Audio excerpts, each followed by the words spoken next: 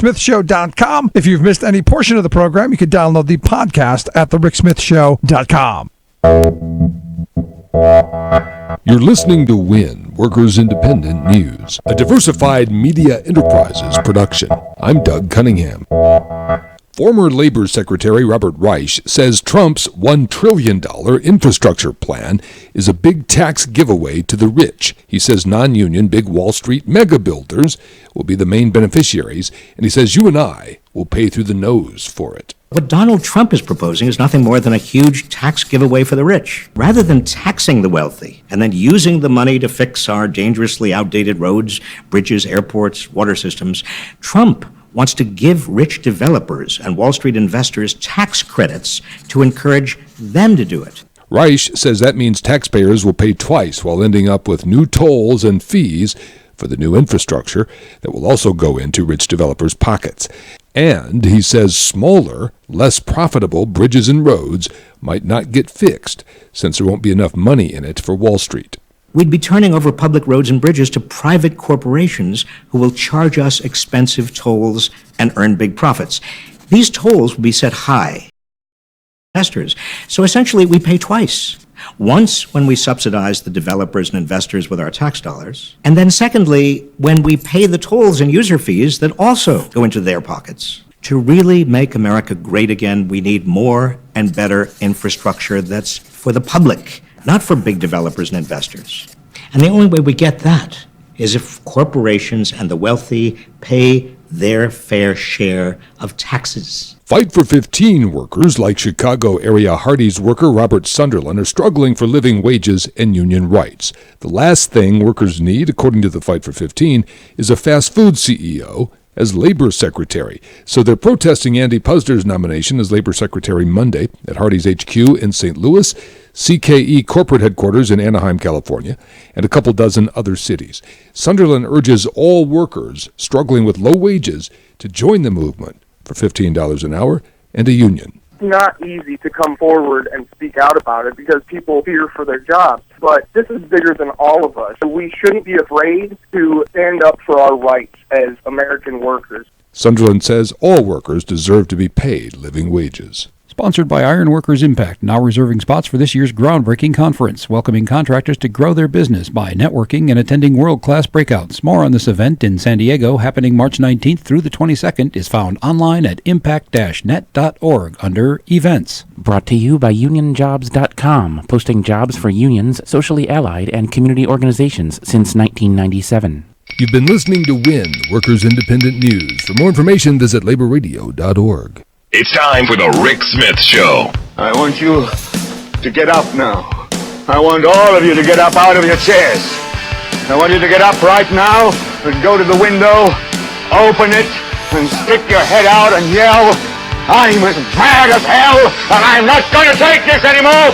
I don't want to abolish government. I simply want to reduce it to the size where I could drag it into the bathroom and drown in the bathtub. You bet I cut the taxes at the top. How dare you? How dare you? Go ahead, make my day. The Rick Smith Show starts now.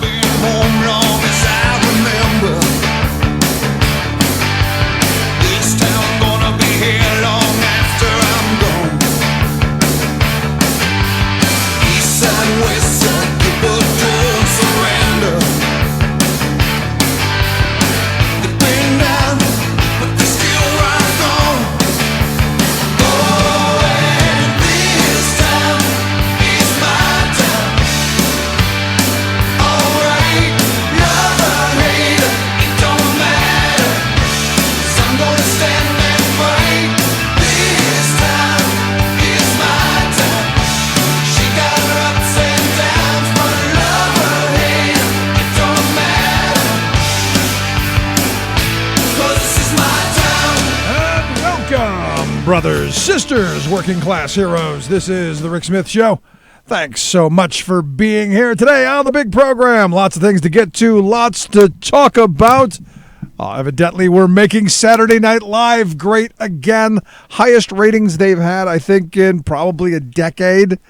And Alec Baldwin, Melissa McCarthy stole the show. In fact, just before the show started, I was rewatching the Melissa McCarthy bit on Spice Boy, and I got to be honest. At least if everything is going to come to an end, at least we can laugh and smile about it. And I hope everyone caught those. And look, thanks to YouTube, you're never going to miss Saturday Night Live skits of this administration. But here's the thing, and here's what bothers me, and here's what's very scary. The reality is there's a lot of real insanity going on from top to bottom. And, to kind of start the week off right, I don't know if you saw over the weekend, our president met with the leader of Japan. They had a real kind of bizarre, tense back and forth. It was a weird, if you watched the press conference, it was really very weird. But then they went and played golf. And that evidently nobody seems to have a huge problem with the golf going on. And this is what's kind of odd and interesting and bizarre and all of that. The reality is we still have not figured out how we're going to still haven't figured out quite how we're going to deal with foreign policy, how we're going to deal with foreign leaders, how we're going to do, any of those things that you do. Because, and this is the weird thing, this is the bizarre thing that, just kind of grabbed my attention. And over the weekend, CNN reported that, after the golf game, after, the cameras and all the handshaking and all of that stuff, what happened is they went to the private club of Donald Trump, the Mar-a-Lago private club, which you and I are paying for, which I got to be honest, if Barack Obama owned a private club and every weekend he was going to his private club and we were paying the bill, I think we'd be crazy. I think the right wing of this country would lose its mind. Literally, I think they would lose their mind. But CNN reported, and it was one of those bizarre moments because North Korea had just shot off a missile. And you've got both leaders of the world who really should be concerned about that because they did shoot the mid-range ballistic missile into the Sea of Japan. So you've got the Japanese leader there. You would go, hey, I think that's important to him. And you've got the leader of the United States, who is supposedly their main ally. And they're having dinner at the private club that we're paying for. And they're just kind of all sitting around. Candle-lit evening, the moon shining, beautiful evening. You got the keyboard player playing and singing songs and all of the people that they've invited all around them. And as CNN lays this out, you've got the Japanese leader, you've got the President of the United States, you've got the National Security Advisor in Michael Flynn, you've got the Chief Strategist there in Steve Bannon, you've got all of these people huddled up around this table, surrounded by all of the guests.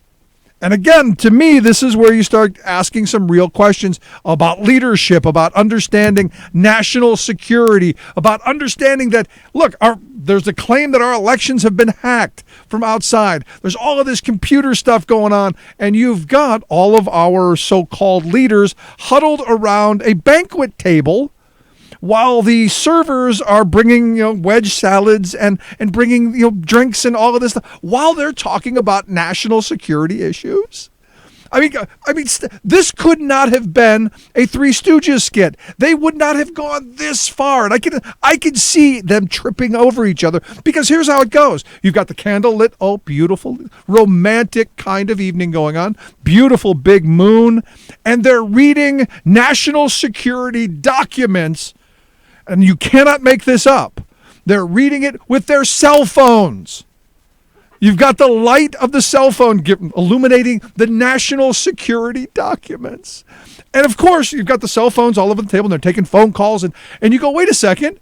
I thought the president, because you go back to Obama, could not have an iPhone because national security, because the president cannot have, or is not supposed to have, any phone that has a listening or recording device on it. Why? Because we know why. Every one of us are walking around with a damn GPS tracker with us.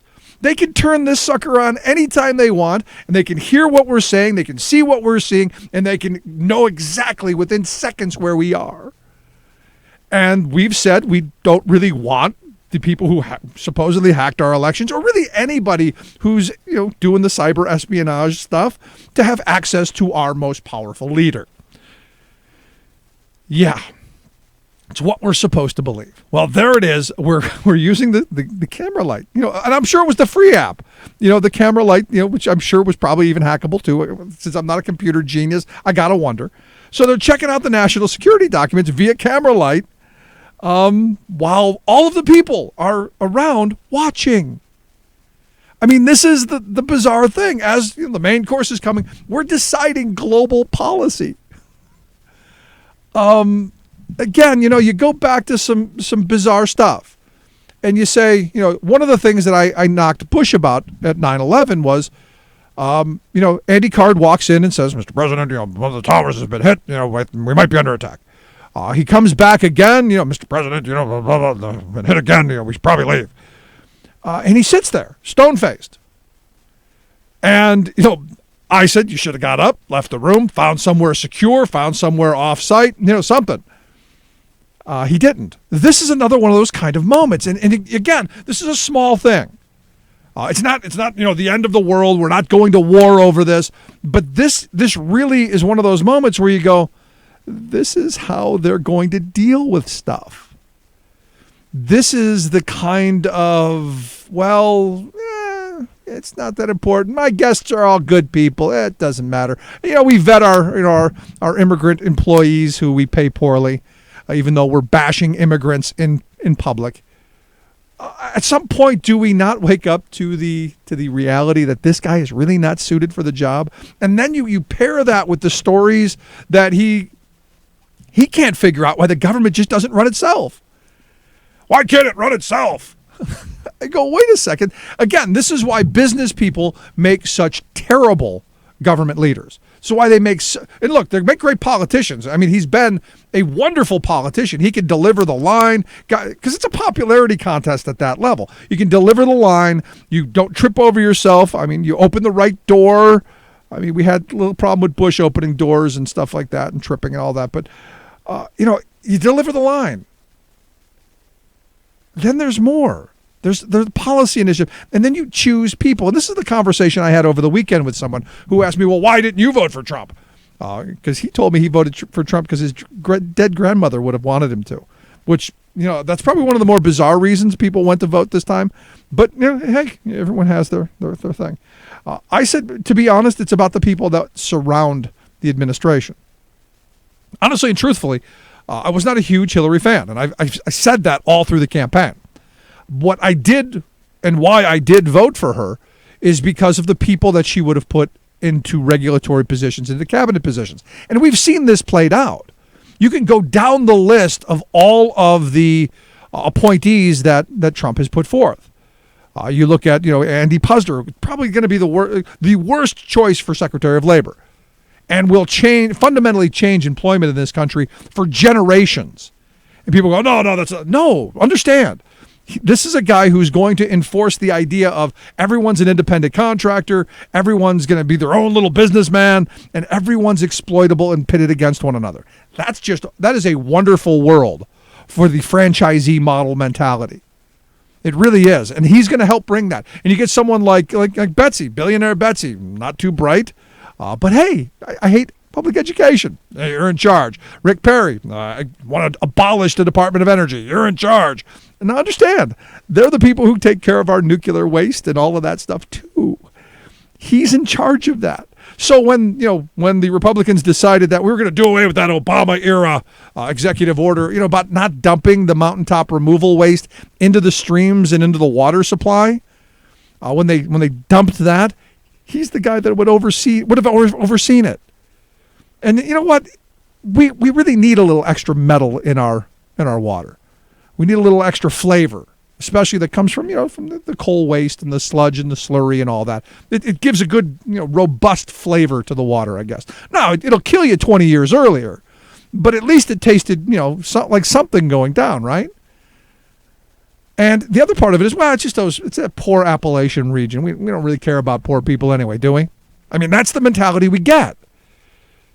And, again, I go back to, why'd you vote for Hillary? Those are important reasons. And you could tick down the cabinet appointees that he's put forth, and it's just, you go, wow, this was the choice.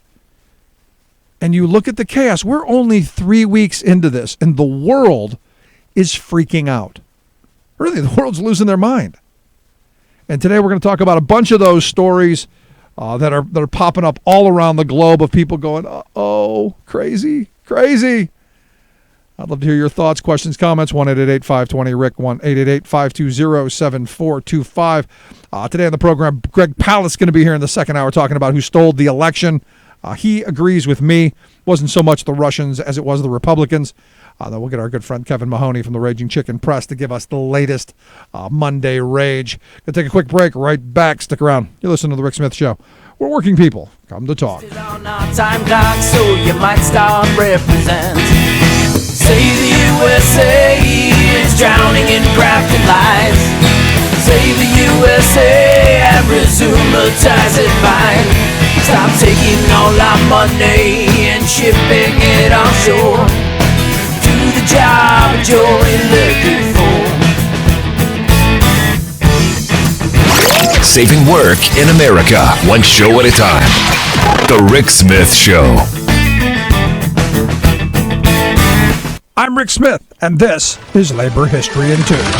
What labor union would you say has the coolest name? The Sons of Vulcan would most certainly have to be in the running. And on this day in labor history, the year was 1865. That was the day the Sons of Vulcan ended their 8-month strike and won a union contract. The Vulcans were skilled steelworkers. Many were immigrants from England, Scotland, and Wales. They worked at puddling, the process by which carbon was burnt off of molten iron in order to form steel. It was tough work that required physical strength, skill, and experience. The Vulcans first formed in Pittsburgh, Pennsylvania in 1858. A skilled trade union, only puddlers were eligible to join. They called their locals forges. They took their name, Vulcan, from the Roman god of fire and volcanoes. With the ongoing Civil War, the demand for steel grew. The work of the Vulcans was vital to the Union's war effort. But as the Civil War drew to a close, puddlers' wages were threatened.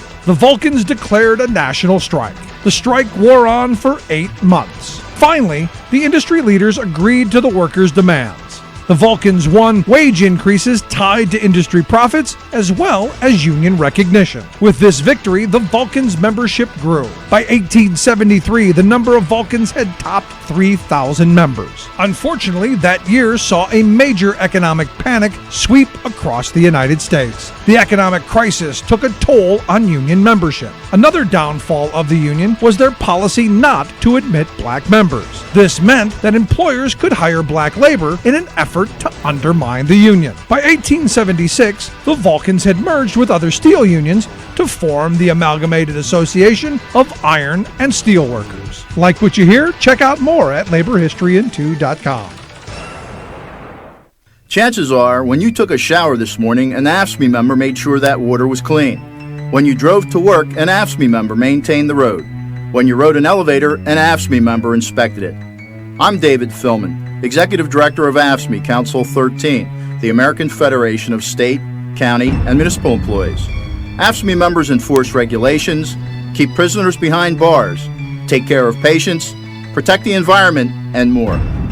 The work isn't glamorous, the salaries aren't high, but AFSCME members serve the public in every aspect of our daily lives. Chances are, you'll never see that AFSCME member working in a sewage plant, diving underwater to repair a bridge, or answering a 911 call. But aren't you glad they do? For more information, visit AFSCME13.org. We are AFSCME.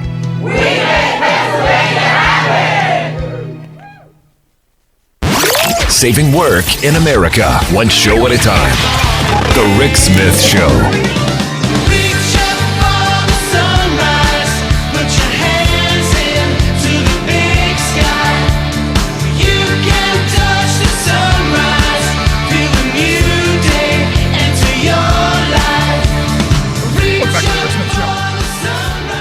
website, thericksmithshow.com. Questions, comments, something on your mind, you can email me, Rick, at thericksmithshow.com.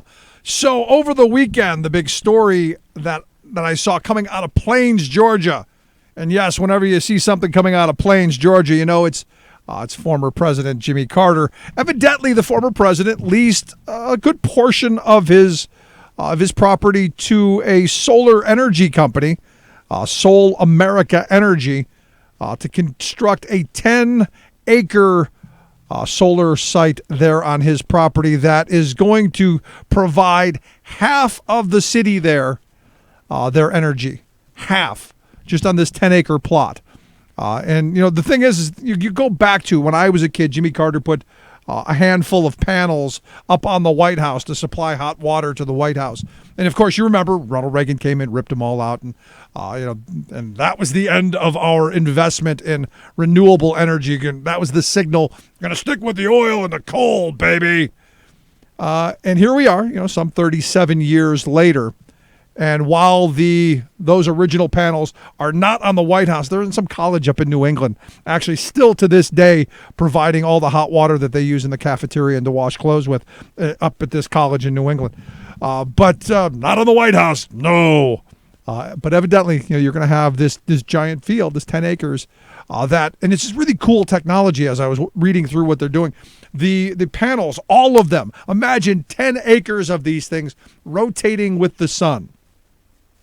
So as the whole thing is rotating to capture all the energy, and it's all it's all self-contained, and it's all self-powered, and still it produces enough power for half of the community of Plains.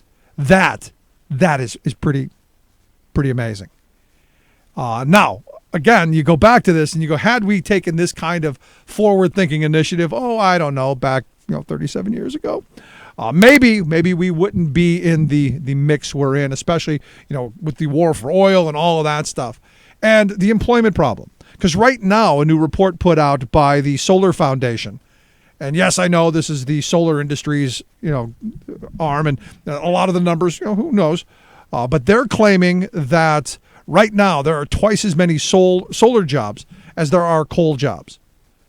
And the idea that, and they're good paying jobs according to the industry, with a median wage almost $26 an hour, because you've got all the people who are installing them, all the people who are upkeeping them. Imagine 10 acres of panels that are rotating with the sun all day long. Some things are going to need maintenance, and those are going to be jobs. And, to me, you look at all of this stuff, and I've been saying for a very long time, we need a green revolution. We need to get off of the dirty, ugly stuff and use renewables. Now, you're not going to completely do away with natural gas and coal. I just don't think you're ever going to get completely off of it. But saying that in areas where it makes sense, it makes sense. I mean, this isn't difficult stuff.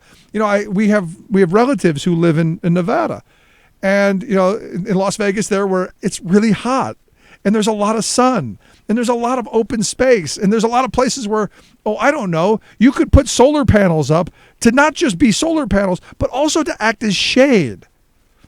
Kind of like a carport made out of solar panels. Seems like a great idea, but no, can't. Cost prohibitive. And you go, but wait a second, this is why we invest in this stuff. I mean, imagine how much electricity Las Vegas uses. If every sidewalk had a thing over top of it where you weren't getting beaten by the sun all day long, and it was actually producing energy, wouldn't that be a good thing? If every bus stop, if every billboard was not just a billboard, but also a solar panel like they have in Germany, wouldn't that be, a good thing? If every one of those parking lots, like at the Walmart, had a giant cover over top of it that was covered by solar panels, wouldn't that be a reasonable thing to help produce energy? And, I don't know, maybe go into the desert where there's nobody. Just kind of a thought. Go into the desert where there's absolutely nobody and put a 100-acre solar farm in. Wouldn't that be a good idea? And I think the answer is yes.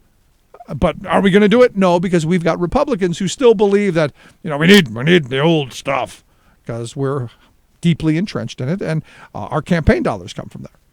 So I thought it was interesting. If you remember at the beginning of the year, Jason Chaffetz, the Republican from Utah, had introduced a piece of legislation that would have sold off somewhere around 3.3 million acres of land that we own.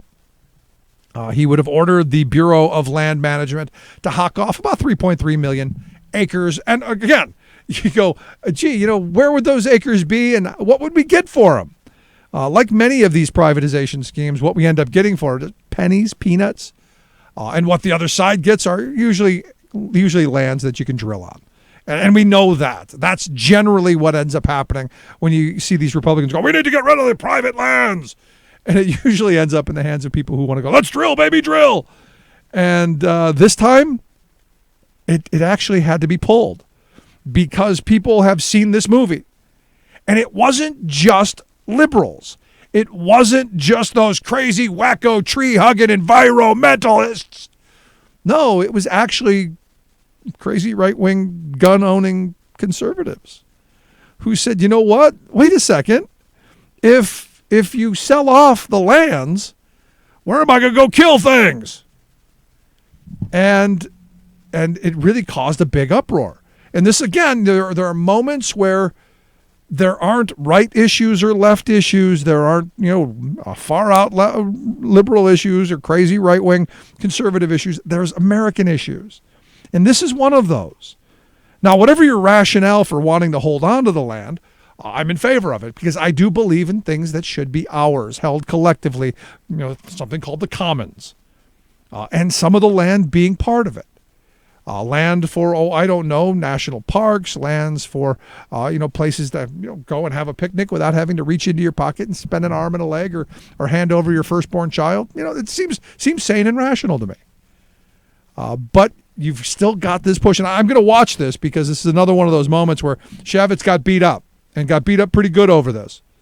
And because of the pressure, decided, well, maybe we'll pull this out so we quell the anger. I don't believe they're going to stop. And that's part of this. They never stop. They just go a different way.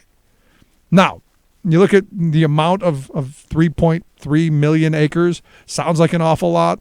It's about 0.5% of the land that we own. And most of the land we own is, to be honest, we conserve for specific reasons. One of them being national parks. One of them being that, to be honest, it's land that nobody really wanted back then, and we wanted to maintain for aesthetic value so that we didn't drill into everything. Seems fairly reasonable. Now, this isn't over. Like I said, not over at all. You're going to see them continue to push because this is what they do. They don't believe, and this was another conversation I had over the weekend. There's two very different worlds of thought. The one being that nothing should be in the hands of we the people. Everything should be in the hands of profiteers because nothing ever gets done in this country without a profit motive tied to it. And you can tick down the list of everything that conservatives believe that should be in the hands of we the people, and it comes down to a couple of things. And I don't even know that they buy that the military should be in the hands of we the people. I think that a lot of them want to see it privatized and profitized because war is good for the bottom line. Now, on the other side, you've got people like me who believe there are a number of things that should be in the hands of us because it shouldn't be a profit motive attached to it. It should be that we do it as a matter of course, not as a matter of profit. Education, healthcare, roads and bridges, infrastructure, those kind of things that, it's there for all of us. That we all make sure that there's opportunity, that there's a chance for us to use them. The internet, another one. And we're going to see again in the coming days, now that we have a new FCC chair, we're going to see net neutrality go the way of the dinosaur. And what you're going to see is a highly commercialized internet. If you think it's bad now, if you think the pop-ups are bad now, if you think all of that stuff's bad now, wait till the only traffic that you get to see when you quote-unquote Google, it's only going to be the paid stuff. And whoever your internet service provider is going to be, they're going to have the first crack at you. And they're going to push all of their stuff at you first and foremost. There will be no, hey, there's no democracy going to be on the internet anymore. It's going to be capitalism, baby. And maybe that's a good thing. Maybe it's what we need. Maybe all of this democracy's bad for us. Maybe we can't handle it. And maybe our corporate masters will make sure that we can't. Sad stuff. But good news out of Plains, Georgia, and good on former President Jimmy Carter. I'll take a quick break. Right back. When we come back, Betsy DeVos, first day on the job, not only can she not find the bathroom, you can't wait to find out what she can't find also. Quick break. Right back. Stick around. Listen to The Rick Smith Show. Here is the rainbow I've been praying for. It's gonna be a bright, sunshiny day. It's gonna be a bright, sunshiny day. Bright, sunshiny day. Thought-provoking, intelligent conversation with a heart. The voice of the working class, Rick Smith. I'm Rick Smith, and this is Labor History in 2. If you turned on your television in the winter of 2007-2008, you probably couldn't find new episodes of your favorite programs.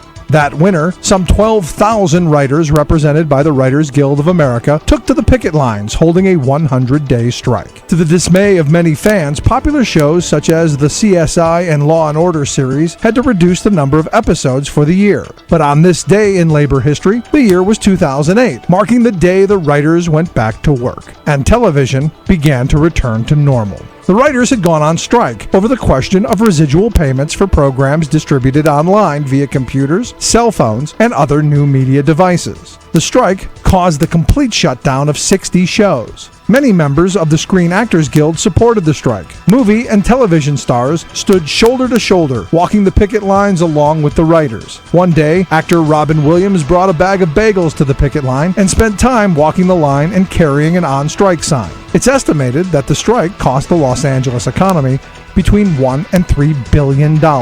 In the end, the writers won some of their demands for residual payments for digital content. This strike is just one example of how changing technologies impacts the workers. Unions in industries from factories to farming to mining have had to deal with technological changes such as automation. Addressing the impacts of technology on the working conditions and pay of the workforce is an ongoing issue for the labor movement. In 2008, the Writers Guild of America helped to bring this issue national attention.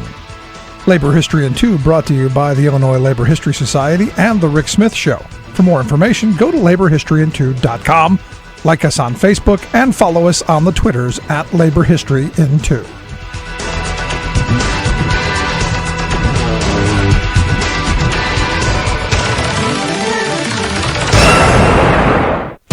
By gollies, the Donald delivers. Trump and his new blue ribbon panel of working class champions have announced a bold initiative to create millions of American jobs.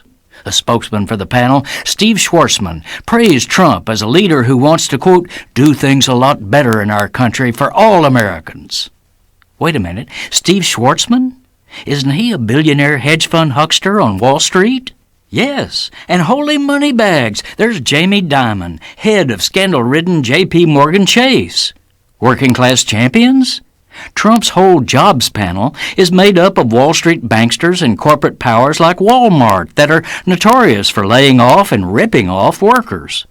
Trump, the candidate, fulminated against such moneyed elites, calling them, quote, responsible for the economic decisions that have robbed our working class.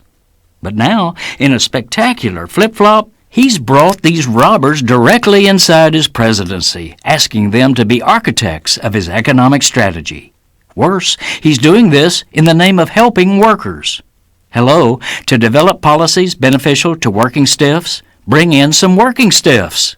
But not a single labor advocate is on his policy council, in his cabinet, or anywhere near his White House. Thus, the so-called job creation plan announced by Trump and his corporate cohorts doesn't create any jobs, but calls instead for, ta-da, deregulating Wall Street.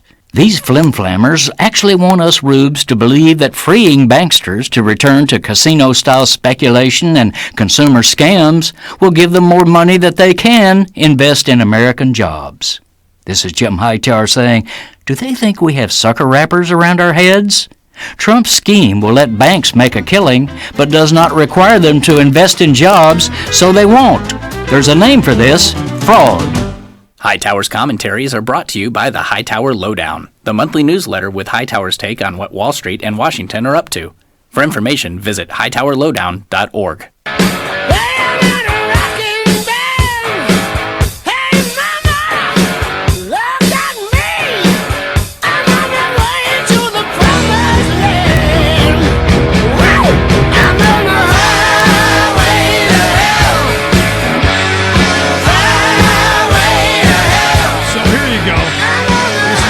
Moments where you go, our education system is in need of a little help. It just is. Over the weekend, the U.S. Tennis Association, they were having a little get together, a little shindig, a little tournament there in Hawaii between the Germans and the U.S. And before the big match between Germany's Andrea Petrovic and Alison Risk of the U.S., before they took the court, you had the runner-up Grammy and nominated singer who was local to the area come out and belt out the Nazi anthem. Deutschland, Deutschland, über alles is what he threw out there, which is Germany, Germany above all else. And belted out quite well. What you saw in the video, though, is you saw the people who were the parents of all the tennis players actually singing their anthem.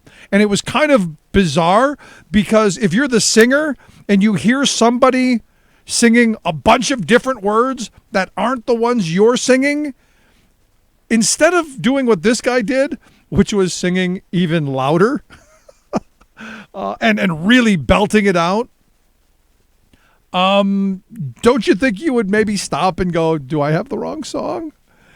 Now, what the one girl who played for the German team, Andrea Petrovic, what she said is, I thought it was the epitome of ignorance, and I've never felt more disrespected in my whole life. Let alone in a Fed Cup, and I've played Fed Cups for 13 years now. It's the worst thing that has ever happened to me. The coach wanted to take the microphone and beat him with it, which I would be okay with. They were all very unhappy. The parents all unhappy. The U.S. Tennis Association offered their sincerest of apologies and said that they would never do it again. And again, this is one of those moments where you stop and you think, okay. Maybe someone should have, done their homework. And this, again, is where, kind of education, critical thinking, a little research, maybe that stuff is kind of important. And just a thought, maybe it's kind of important. Which is why when the Department of Education tweeted out its tweet over the weekend, again, it just kind of makes you wonder. They tweeted out a quote of W.E.B. Du Bois, which said, education must not simply teach work, it must teach life, which is ironic, now that you have billionaire Betsy who thinks education should be all about job training and teaching work. But that aside, they misspelled his name. They spelled it like Dubois instead of Du Bois, and which I thought was kind of funny. Now, the bizarre thing is, you had billionaire Betsy tweet out, again, this is maybe it is just a first day thing. There was a picture of her walking into an empty room with the tweet of day one on the job, but we're only getting started. Now, where do I find the pencils? Which, again, when you're someone who has no experience whatsoever, when the entire nomination process was based on you not knowing anything about public education, I don't know that that's the first club out of the bag.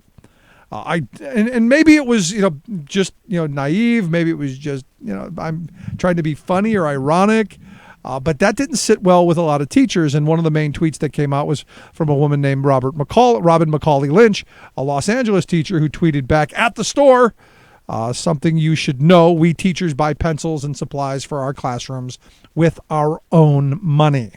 And the reality is that's public education. And this woman's only going to make it worse. And you go, well, why is that important? Well, it's important because the Republicans are putting forth a piece of legislation going to divide the pot even further. We're going to pursue more vouchers. We're going to pursue more of the ugly stuff that you know is coming. And in fact, they've enumerated it right in their piece of legislation that we're going to be paying homeschoolers. That's now going to be a career. And again, I go back to, I'm not against homeschooling so much. If there are standards and if there are, tests that keep people in line, because honestly and truthfully, some of the people who I've known over the years who have done the homeschooling thing, I don't necessarily know I don't necessarily know they should have even had children, let alone being the ones who are educating them. And I say that, not to be mean, but these were folks who were left behind. And their kids are sadly going to be even further left behind. Now, you stop and you think about this for a second. And the enormous wealth transfer that you're talking about. I have to wonder if they've really thought this through.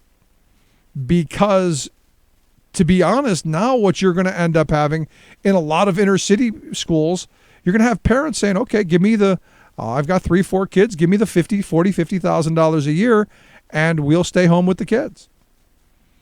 Now, there's a problem with that in my view. The problem is we're going to have a generation of kids who are going to be behind. We're going to have a generation of kids who I believe are going to not read as well, not do math as well, not be prepared as well for not just college, but for the workforce.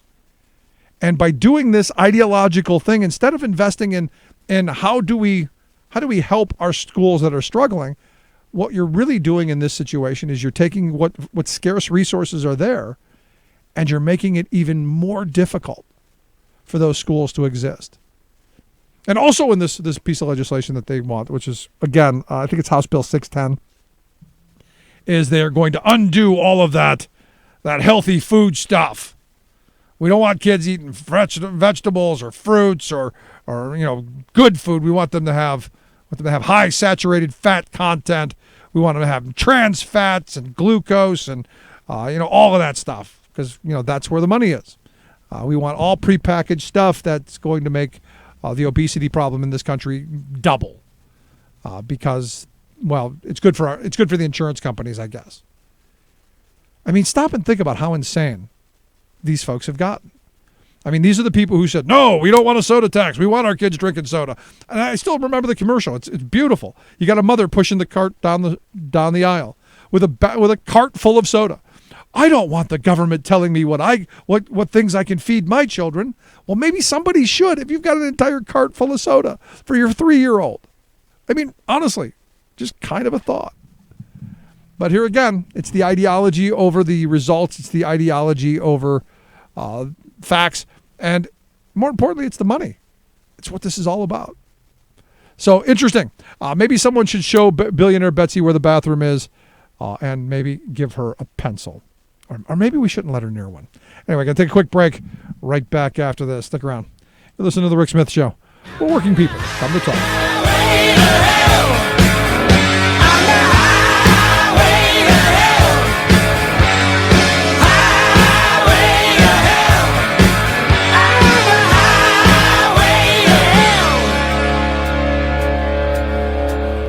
I'm Rick Smith, and this is Labor History in 2.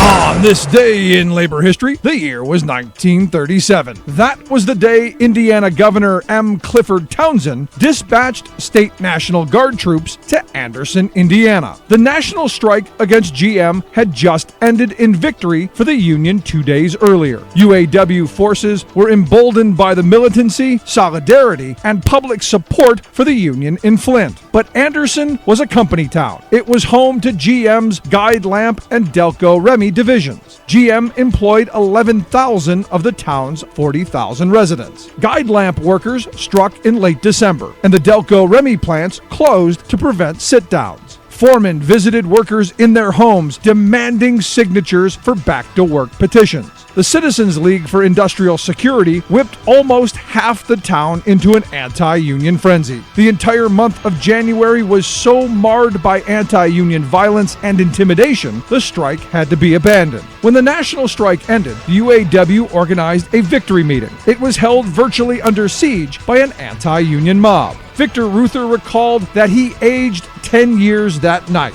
Anti-union violence broke out the next evening at the Gold Band Tavern. The bar owner shot and wounded at least 10 UAW members. Union backup headed to Anderson. Fearing UAW forces, the Indiana National Guard was deployed and Madison County was placed under martial law for 10 days. In his classic History of the Flint sit-down strike, Sidney Fine explains that anti-union sentiment began to break down once workers learned GM had been forced to eliminate incentive pay. The union newspaper proclaimed, quote, "The men and women who fought on the picket line, who withstood the terror of the vigilantes, who kept the faith under trying conditions, these people changed the conditions in the shops." Here with your World in 2 Minutes, I'm your host, Luke Vargas. Dozens of asylum seekers have been detected crossing rural stretches of the U.S. border into Canada by foot in recent days in an attempt to submit refugee paperwork there. There's a reason they're not taking buses or planes, says Donald Galloway, a professor of immigration and refugee law at British Columbia's University of Victoria. If an individual appears at a port of entry on the land border going either way, they will not be able to make an asylum claim in the country that they are going to if they could have made the claim in the country that they were coming from. But if they get further into Canada, they can try to submit refugee paperwork there. That's because of the Safe Third Party Agreement, a bilateral deal that says Canada may return asylum seekers to the U.S. if the U.S. meets 4 criteria. First, both countries need a refugee sharing agreement, check. Second, the U.S. must be party to the Refugee and Torture Conventions, which it is. Finally, the U.S. must live up to those agreements and maintain a strong human rights record. James Hathaway directs the Refugee and Asylum Law program at the University of Michigan Law School. Trump's policy on refugees actually does put the United States in pretty flagrant breach of international law. U.S. border guards have denied asylum seekers access to lawyers, violating the Refugee Convention, and there are plans to expedite deportations, which could violate the principle of non-refoulement, which forbids returning people to countries if they're likely to be harmed upon their return. And if Trump reopens CIA black sites or reauthorizes torture, the U.S. human rights record could start to look pretty bad. Is the new reality in America flagrant enough that Prime Minister Trudeau, with his strong passion for refugee protection, will actually order a review of the deal? The individuals crossing the border may actually be the linchpin to giving a human face to the need to do that. For more global news headlines, visit talkmedianews.com. The most important issues of the day. This is the Rick Smith Show. I got news for you. It's going down. Before you come home and tell me you're not angry, and I'll be leaving town. We're only like 3.5 weeks into this, and already the Trump people are thinking about who they're going to run against in 2020. And I got to be honest, I don't know that he's going to make it out of the first year, let alone all the way to 2020 to have to worry about running for re-election. And I guess he's picking another fight with who he thinks is going to be his main opponent, which is billionaire basketball owner Mark Cuban.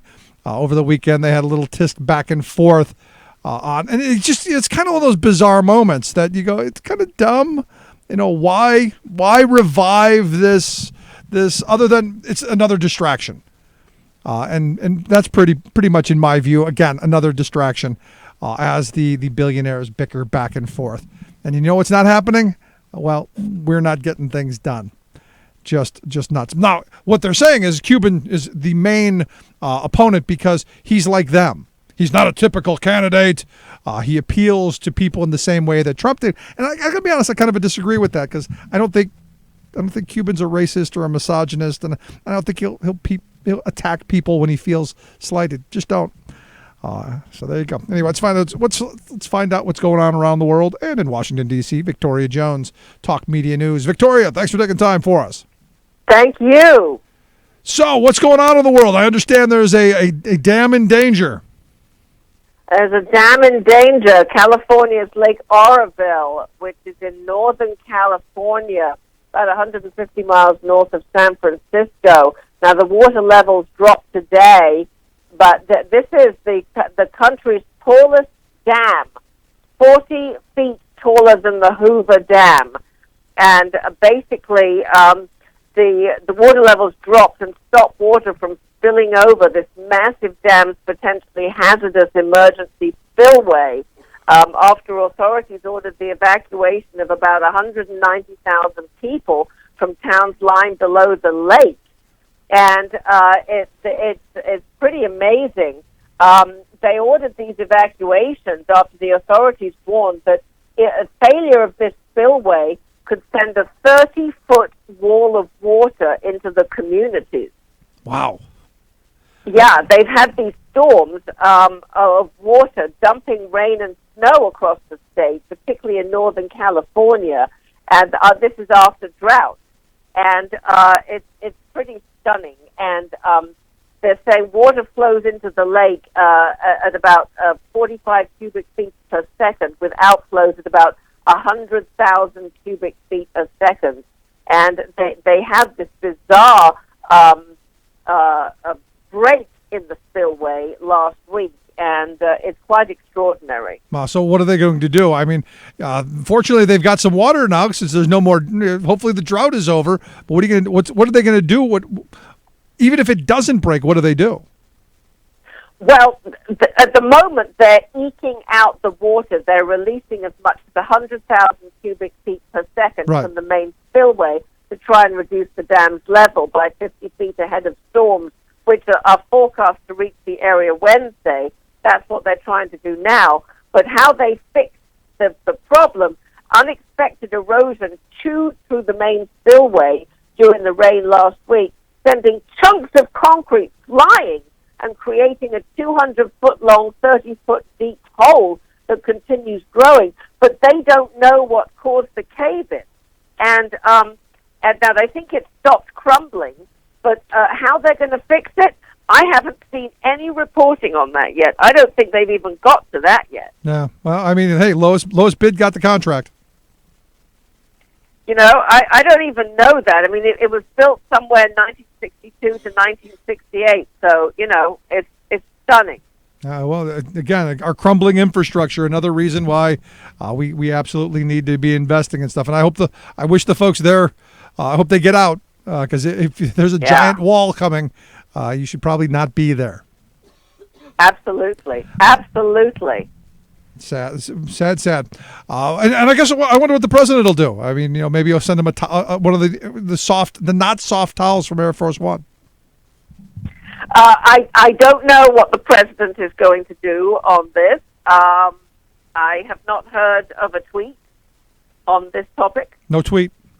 All right. Well, we not seen a tweet on this. But let me just check, because I have this wonderful website called FactBay and factba.se. And let me see. No, he has not tweeted on this topic. That's good. Let's move on. Michael Flynn evidently got himself in a little bit of hot water because I guess we were contacting Russian officials before you were actually supposed to be contacting anyone. Yeah. Now, he may have even done this. Michael Flynn's the National Security Advisor, former head of the Defense Intelligence Agency, retired three-star general. He was head of the Defense Intelligence Agency under the Obama administration, and he was fired by the Obama administration. And he may have had a contact with Russian officials before President Trump was elected, but he definitely had contact with them after Trump was elected, but before he was inaugurated. In other words, while President Obama was still president. And if, in fact, he discussed something like, President Obama's sanctions on Russia over hacking, that could well have been against the law, because it would have been a civilian just making foreign policy. And that's the big question here. Did he, and was it? Now, those calls, if it would have been taped, because it would have involved foreign officials. And the intelligence community is not a fan of his. Why? Because he was considered an incompetent head of the Defense Intelligence Agency, and there's no love lost there. So again, it's not like they're going to hide the tapes or anything for him. No, look, I mean, if you're the worst guy in the room, and they've made you the big cheese because of it, I'm sure there's nobody thrilled. And I look at some of the reporting that's going on, that the intelligence community's kind of freaking out because some of the stuff, the messaging coming out of this White House is they're not on the same page, or even the same book. No, they're not on the same page over this, and it's very interesting. It's not clear which way Flynn's fate lies. And it's also not clear how much Donald Trump knew about this, the president, how involved he was, if he was involved in this, whether he's being kept in the dark about this. He's certainly getting missed at this point, partly because it's taking the spotlight away from making America great again. All right. Well, I know we're not making us any safer, but it'll be interesting to see how this plays out. He could be the first one down. Let's move on. Oh, yes, he could. If Sean Spicer, the White House press secretary, isn't the first one down. Yeah, because I've got this kind of bet going on who the first person. I keep thinking it's going to be the Kellyanne Conway because she's just a gaffe machine. But Spicer, not helping. And look, the Saturday Night Live skits, they've got to be driving Trump just absolutely bonkers over Spicer. They are. But now Kellyanne Conway, Trump likes what Kellyanne Conway is saying. He likes what she said about Nordstrom last week and what she said about Ivanka Trump last week. He likes all this. This is a high-stakes ploy by her. She would like to move on up. She would like to be chief of staff. Okay, well there you go. And I've been wondering about him because he can't be happy in what's going on there either. So it's going to be interesting to see when the heads start falling because I don't know if you saw the story over the weekend. Trump's kind of frustrated that government just doesn't operate, just doesn't run itself. I saw that. He's very frustrated. It doesn't run like a family business. Yeah, and this is one of those moments where you go, this is why you don't take people from the private sector and just throw them into the most powerful job on earth and have them have any understanding of what it really takes to do the job. It's completely different. I read a couple of pieces. I don't remember which one I read where it was saying that he's sort of surprised. He's never been in charge of this many people before. He's surprised that when he gives an order, it isn't immediately carried out. He's surprised there's pushback. He's surprised people sue over the order. I mean, he's not surprised at being sued, but he's surprised at being sued over his orders. He's surprised at all of this. Yeah. Again, this is stuff we had talked about pre-election that you should have known. Anyway, I guess today the Prime Minister of Canada is going to be here. Are they going to golf today too? No, they're not golfing. They're meeting in the White House. They will have a joint press availability. These are always interesting. I learned from my colleague Justin last week that at the joint press availability with Shinzo Abe, President Trump did not have translation for the first half of the press availability. Because he really didn't care what he was saying anyway. Well, that's what you said. You said that. I didn't. But as I understand it, Trump had actually cut out a little bit at the end there while they were in Mar-a-Lago after they found out that the missile had been launched to wish a newlywed couple happy nuptials. Really? That's what I read.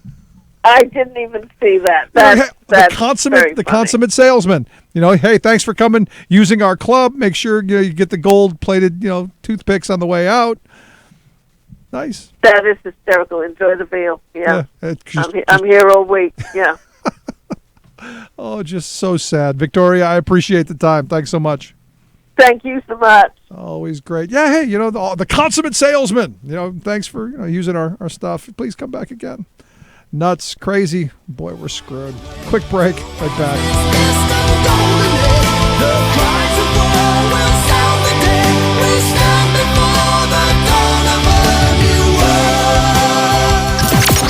Radio of, for, and by we the working people. The Rick Smith Show. You're listening to The Rick Smith Show. For more information, go to thericksmithshow.com. If you've missed any portion of the program, you can download the podcast at thericksmithshow.com. You're listening to WIN, Workers Independent News, a diversified media enterprises production. I'm Doug Cunningham. Former Labor Secretary Robert Reich says Trump's $1 trillion infrastructure plan is a big tax giveaway to the rich. He says non-union big Wall Street mega builders will be the main beneficiaries, and he says you and I will pay through the nose for it. What Donald Trump is proposing is nothing more than a huge tax giveaway for the rich. Rather than taxing the wealthy and then using the money to fix our dangerously outdated roads, bridges, airports, water systems, Trump wants to give rich developers and Wall Street investors tax credits to encourage them to do it. Reich says that means taxpayers will pay twice while ending up with new tolls and fees for the new infrastructure that will also go into rich developers' pockets. And he says smaller, less profitable bridges and roads might not get fixed since there won't be enough money in it for Wall Street. We'd be turning over public roads and bridges to private corporations who will charge us expensive tolls and earn big profits. These tolls will be set high in order to satisfy the profit margins demanded by elite Wall Street investors. So essentially, we pay twice. Once, when we subsidize the developers and investors with our tax dollars, and then secondly, when we pay the tolls and user fees that also go into their pockets. To really make America great again, we need more and better infrastructure that's for the public, not for big developers and investors.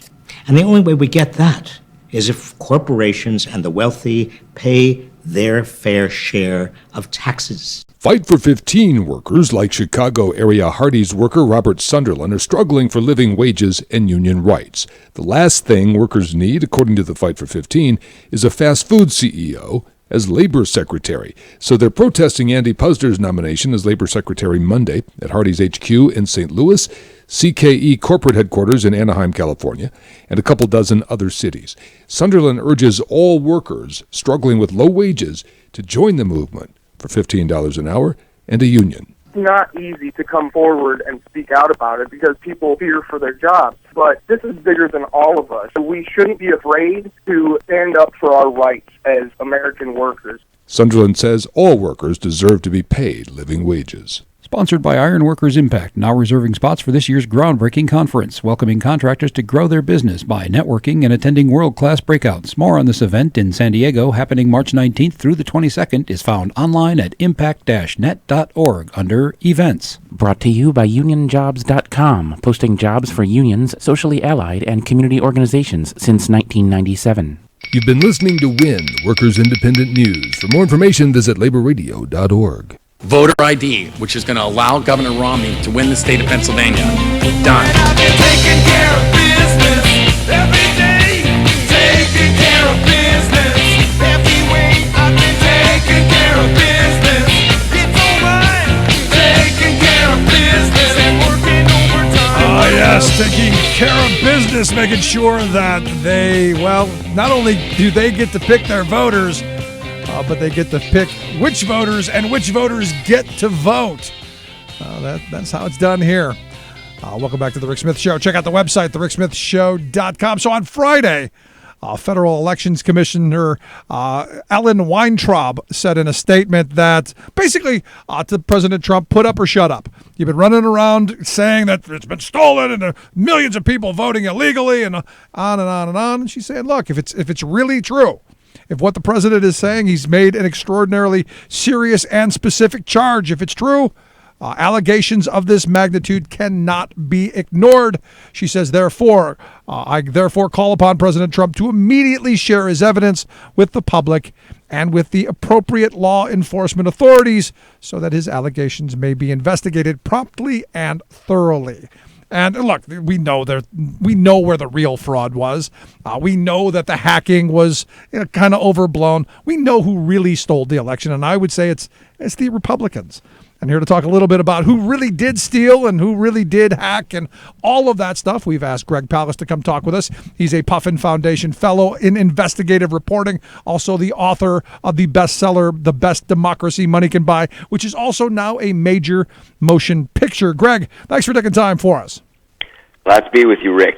So, again, I come back to this, and I've been saying all along while we've been focusing on the Russians hacking our system, that while the Russians may have tried and may have done some things around the fringes, the people who really stole our elections were the Republicans. Yeah, believe me, the Republicans don't need any advice from the FSB in Russia about how to shoplift votes. And look, this is a game. There is a method to Agent Orange's madness.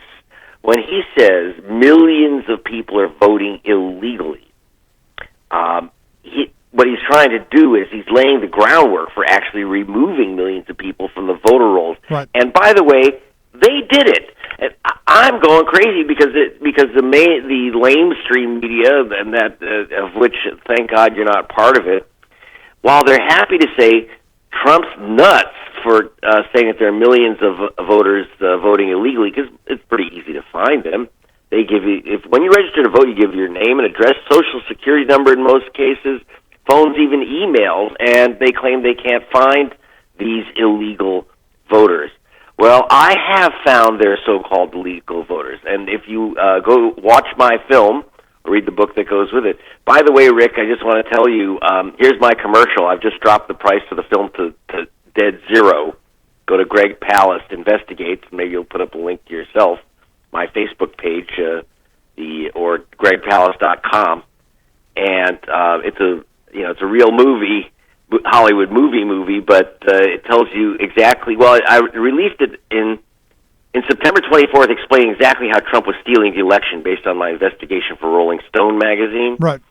And so how did I know? Because I got the list of people that they removed from the voter roll. And here's the story. So this guy, Agent Orange, Mr. Trump, claims you have to listen to the rest of his statement about why he says and knows that there are millions of people voting illegally. Let's start with his claim. One of his claims is that people are voting many, many times. That people are not listening to that item.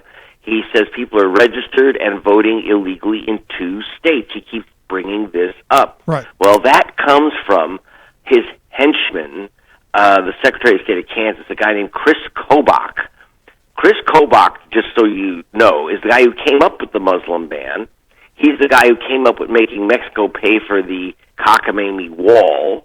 He's the guy who came up with the driving while brown law in Arizona, known as SB 1070, and he's also the guy who came up with the list.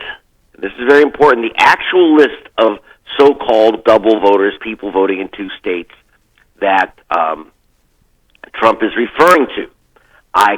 He made this claim. By the way, Trump, this is not new stuff.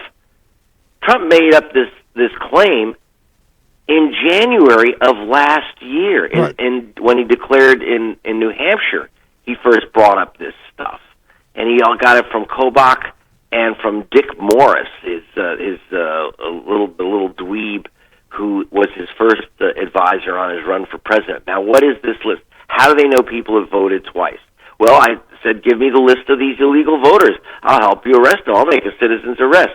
So Rolling Stone and The Guardian and Al Jazeera asked, for these outlets, I asked Kobach, I asked Trump, and I asked 28 Republican secretaries of state, please give me your list of double voters, because they've each got one. Sure. And one thing I did know is the number of so-called double voters. Ready? It's 7.2 million Americans are on the list for voting twice. That's a hell of a conspiracy, Rick. That's the biggest criminal conspiracy in the history, well, not just in the history of America, but, since Rome, when Christianity, I guess, was illegal, and, that's about as big as it gets. I demanded the list. They wouldn't give it to me. They said, this is a criminal investigation. All 7 million people, we have to keep their names secret. Well, I'm an investigative reporter, if you know Greg Palast. In fact, my Facebook site is called Greg Palast Investigates. And I got the list. Not the whole list. I got about 2 million of the names. Right. 2 million names. And I can tell you right now, believe it or not, there's a guy, I'm not making this up, there's a guy they found in Georgia. Well, there's actually 588 guys in Georgia named James Brown. And believe it or not, they found guys in other states, they found that there was a James Brown voting in Motown, Detroit, a James Brown voting in Virginia, a James Brown voting in Arizona. Believe it or not, I can't believe it. I'm James Brown shocked. is all over the place. I'm sure there's a Rick Smith somewhere out of this area. Oh yeah, I should be looking up your name. By the way, Rick, you can look up Richard Smith in the if you go to gregpalace.com, go down the right column and click on my we have a link to. So if I go to gregpalace.com, I can actually find out across the country how many places I got to vote? Yeah, and dig this. They say that James Edward Brown, and I'm not making this one up, James Edward Brown of Atlanta is the same guy as James Thomas Brown in Detroit. Sure. So, because he's sneaky. And James Lewis Brown is the same as James Lewis Brown Jr. It's not father and son. These are two different voters. Now, it's such a joke. You say, okay, this is goofy. Well, it's not goofy. They're using this to remove these voters from the voter rolls. Now, But I this want to isn't new, emphasize... is it? Wait a minute, Greg, this isn't new. This is what they did in Florida. How do you think I got it? How come Greg Palast got this? Because it's deja vu all over again, Rick. What's happening is in Florida back in 2000, I'm the reporter with BBC Television and The Guardian then, and what I uncovered was that Katherine Harris and Jeb Bush removed tens of thousands of black folk from the voter rolls before the election. Bush officially won, little W won, by 537 votes. He became president after removing 56,000 black guys by calling them felons. And the way they did it was this name game match. Willie Steen, who you will see in my film, The Best Democracy Money Can Buy, this young guy who was a Gulf War veteran, and he goes in to vote. And his name is Willie Steen. I got their list. He was matched with a guy in Ohio named Willie Osteen. Hey, a little difference of the last name, but hey, don't let this guy vote because you know what? We know something else about him. He's black. How do I know that they knocked out black people? Because right next to their names in Florida, it says BLA. And now in this double voter game, you're very interesting with the last name Smith. You know that Smith is one of only 15 of the most common 100 last names in America, which is majority white. 85 of the top 100 common names in America, according to the Census Bureau, are minority heavy. That is, names like Wong, names like Kim, names like Garcia. There are 832,000 people named Garcia. So if your name is Jose or Joe Garcia, you've been accused of voting in 28 states. It's 28 states. Almost everyone is a Republican-controlled state. They didn't remove 7 million people. They removed 1.1 million voters, overwhelmingly minority voters. I wonder who they were going to vote for. You know, and I got these lists, and, you know, I was just, it's very hard to get this out in the U.S. except through my rock and roll outlet, through Rolling Stone. But because no one wants to hear this, man. And all they want to hear about is Russian hackers. Right. Well, that's what we're being fed. It's not what we want to hear. We want the truth, Greg. But what we're being fed is the Russian hackers. Absolutely. The Democratic Party, you know, is missing in action. They've always been missing in action. Hell, when I found the 56,000 black people removed by voters in Florida, and that's how Al Gore lost, I do know that Al Gore saw my stuff and actually wanted to go to the Supreme Court with it. And he was talked out of it by Warren Christopher, the old gray head who said, want to be a billionaire, kid? Want to run for president again? Want a Nobel Prize? Just grab your ankles and say, America, democracy wins again. They knew it. It was they actually brought it to him when I had first published it in The Guardian. And so this is nonstop. Hillary Clinton walked away from the issues of from vote. And we talked before the election about vote suppression.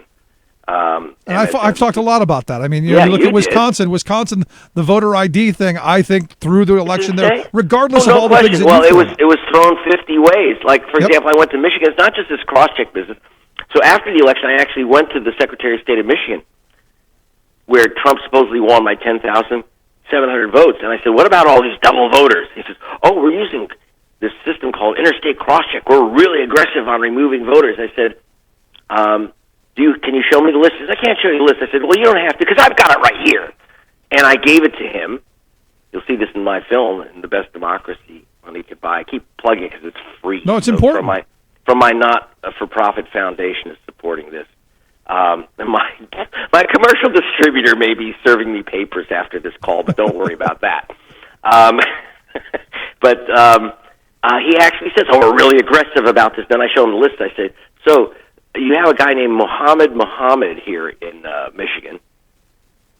And he says he's voted twice. He voted also in Georgia, except in here it's Mohammed Al-Weiss Mohammed, and in Georgia his name is Mohammed Rashid Mohammed. Mohammed, by the way, is the most common name on this planet. But no, well, I should mention, asterisk, it's not the most common name for a Republican. So when you play the common name game in America, you are going to get minorities. That's the history of slavery. It's the history of the Spanish conquest, Garcias and Rodriguez's, et cetera, the history of Asian immigration. I went to the Asian Americans Advancing Justice in a group called 18 Million Rising. We gave this information. We gave 50,000 signatures to the Justice Department before Obama left. Actually, we gave it to them 2 months before the election. And they are just like deer frozen in the headlights. They will not, unlike Trump, when he says, here's, there are millions of people crossing the Rio Grande. That's another one, the alien voters. And this federal elections commissioner says, well, give me the list. Let's go arrest them, right? Yep. When I say I've got a list, I hand over the list to the government, to the prosecutors. I used to be, by the way, a federal racketeering investigator for the FBI and Justice Department. And that was when there was now it's the Injustice Department under Sessions. And, it's, I'm laughing because it's so tragically idiotic. In fact, the film is funny in its own weird way because there's all this sick, dark humor. Sure. I mean, if we're all going to go to hell in a handbag, we might as well at least be laughing on the way down. Have a few laughs. Sure. In fact, I explain how this all works in cartoon. I got the guy, Keith Tucker, who drew Who Framed Roger Rabbit, to do all these animations to show you how it works. But, it's so ridiculous, but it is also, it's basically given us this billionaire coup d'etat. That's the other thing I have in my film, and this is very important, Rick. I want to emphasize this. People don't steal votes to steal elections. They steal votes to steal the money. These billionaires, and you just heard it on your clip from Worker International News, or the WINS broadcast from Labor Group and from Robert Reich, my old buddy, is that these guys are turning government into a direct profit center. And in the film, I named the billionaires behind Trump. Because remember, Rick, Trump just plays a billionaire on television. Right. He's hooked up to his, to his Ivankas. Sure, and, I mean he's in debt big, which is why while they're having a missile crisis in North Korea, he's off wishing a newlywed couple, well, and thanking them for using his resort there at Mar-a-Lago. Yeah, well, and they just doubled the dues at Mar-a-Lago from $100,000 a year to $200,000 a year. In other words, if you want to be golfing there with the president, here's the price tag. And do notice, and this is not small, that when you were talking about, of course, knocking out Muslims from coming from the U.S. from places like Sudan, refugees from Sudan do not have $200,000 to go to Mar-a-Lago. But if you if you said the Saudis, which produced the 9/11 attackers, if you eliminate Saudis, Mar-a-Lago closes tomorrow morning. Yeah. If you remove the Emirates, Mar-a-Lago and the Plaza Hotel and the new Washington Trump, they're out of business. So we only exclude the Muslims who are actually in danger. Well, it's only the poor people. It doesn't matter, Muslim, Christian. Poor. Oh, is the yeah. main Oh, component. don't worry. Yeah, if you think you're safe from this guy because you're not Muslim, okay, get ready. I mean, here's some of the things that they're doing. Like, for example, the billionaires behind him. And in the film, when he ran out of money, he'd been talking about taking away Wall Street's tax breaks, and he's been talking about these scum in Wall Street and That was a shakedown. Goldman Sachs and blah blah blah in his ads, like that Hillary was controlled by Goldman Sachs. Bannon comes out of Goldman Sachs, his chief advisor. His Secretary of Treasury, Mnuchin, comes out of Goldman Sachs, et cetera. It goes on. And it's not that Goldman Sachs is the worst. It's just that, he's the guy who ran against them, and there they are. Now, how did that happen? Here's how it happened. He ran out of money. And so I went after the billion. He's just a glove puppet for these guys. So I want to show you the fingers in the glove. So guys like Mnuchin's partner is a guy known as JP, the foreclosure king, John Paulson, not Hank Paulson from Goldman Sachs, John Paulson. This is the guy who kicked the mortgage market over a cliff in 2008. Now, I just want to tell you, there was no bubble that burst. There was no, we're not talking bubbles here. The mortgage market was deliberately pushed over a cliff by this guy who made $5 billion personally, not for his company. His company made $14 billion. His little investment banking sharks buddies, but he made $5 billion personally, and he was under direct attack. He did this in a conspiracy with Goldman Sachs. He did this under direct attack from Donald Trump, and then he wrote the big check for Donald Trump, and so did his partner Mnuchin. How did that happen? Well, I went into they had a little soiree at the bottom of the New York Stock Exchange, where there's an ultra insane fancy restaurant called Cipriani, and the billionaires met with Trump and said, we understand you're a little short. Here's the money you need. And suddenly, Trump had specifically singled out a giant tax breaks for these investment banking sharks called carried interest. Right. And as soon as they wrote the checks, he stopped talking about carried interest. Now, dig this math. These guys are at the top income tax bracket, 38%. Carried interest dropped their taxes to 23%. Trump said he will still close the carried interest loophole, but he's opening a new loophole, a certain type of partnership loophole where they can move their money. And it drops from 23% under carried interest to 15%. That's his plan. And the one little thing, another asterisk, he's changing the tax break so that they drop to 15%, but now, for the first time, the break includes his operations. That's how it's so raw. It is so raw. And, I was in Ohio. You'll go with me to Ohio. You'll see it is wiped out. It is a landscape dotted with rusted hulks of factories like tombstones. I actually liked that line from his inaugural. Yeah. Well, no, I'm with you, because I grew up in a place like that. Yeah, and so I understand why people voted for him there, but I'm going to tell you this. Well, one, he still had to steal Ohio. It wasn't good enough. There's not enough white guys for him to get elected. They had to steal it.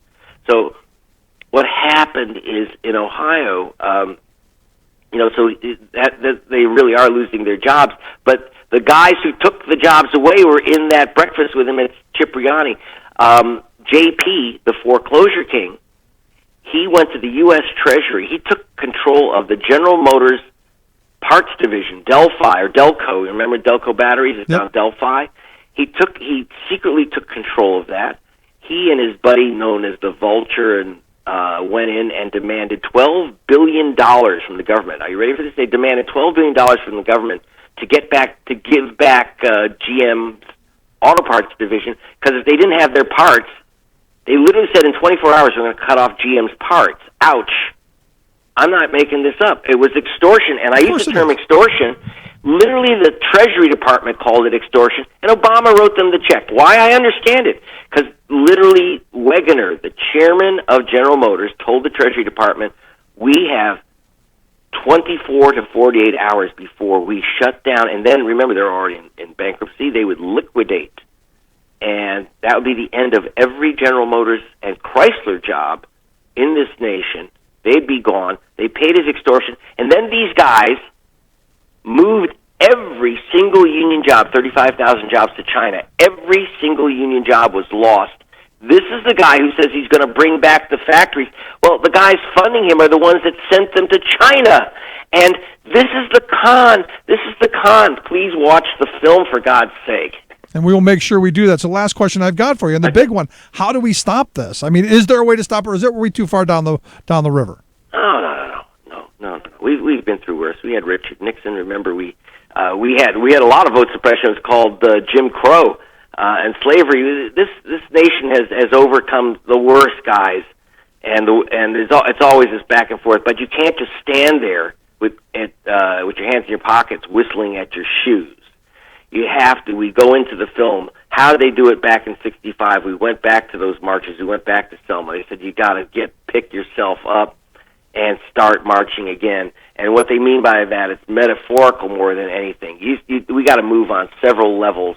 And one, we have to know how they.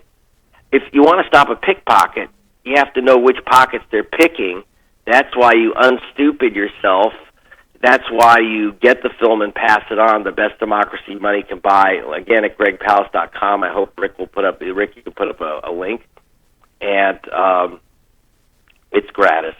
I really want people to see this thing and know how they're stealing this election. It is sick, but there's nothing new. Like you said, it's just like Florida 2000. There's nothing new under the sun. The problem is that if we don't stop it now, in 2018, they've got every branch of government. In 2018, if they steal more legislatures, they're going to rewrite the Constitution. I kid you not. That's what you should get ready for, rewriting this Constitution. And there we are, Christian version of Iran, as I've been saying for a very long time. Except not too Christian. Well, not a Christian that Christ would recognize, right? No. Yeah, the I'm laughing prosperity about gospel. it. Hey, come to the Constitution. Okay. See you at the movies. Yep. Greg, I appreciate it. Thanks a lot. Great talking with you. GregPalast.com, the website. We'll get a link at thericksmithshow.com. Highly suggest the movie. Great stuff. Let's take a quick break. Right back. Stick around. You listen to The Rick Smith Show. We're working people. Come to talk.